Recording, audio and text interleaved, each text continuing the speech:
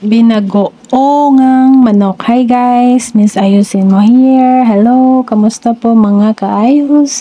Hi guys, edi magluluto tayo ng binagoongang manok. So yun guys, meron ako ditong salted shrimp, yung Barrio Fiesta na bagoong. Already gisa na yan guys.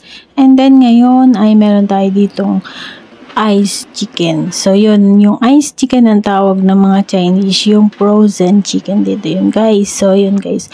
So, yun, meron tayong bawang, sibuyas, luya, and then sili, and then yung bagoong, and then one whole chicken. Ayan, guys, gigisa natin yan dyan sa bawang, sibuyas, and then luya, and then yung chicken, at ayan guys, so yun, ito yung isang buong chicken natin guys. So yan, yung ating ingredients. So sili, bawang, sibuyas, ayan guys. Meron tayo dito luya. So usually, gigisa lang naman yan guys. Alam nyo naman kung paano pag-isa. So yun guys, and may content tayo. And then, please give me thumbs up, like, shares, comment down below. And then, I love you all. Thank you so much.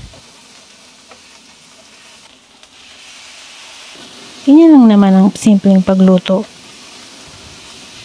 Wala nang kaeng-eng yan guys. So yun, gisa-gisa lang. So okay na. And then yung one na lagyan ng maraming mantika kasi guys, nagmamantika na yung manok. So yun, para hindi masyadong mataba yung mantika. Ay, huwag mo nating lagyan ng masyado. So yun guys, luto ng ating binagoongang manok. Simple lang yung luto natin guys. Hanggang halo-haloin, igisa-igisa lang natin. Okay na. Bye!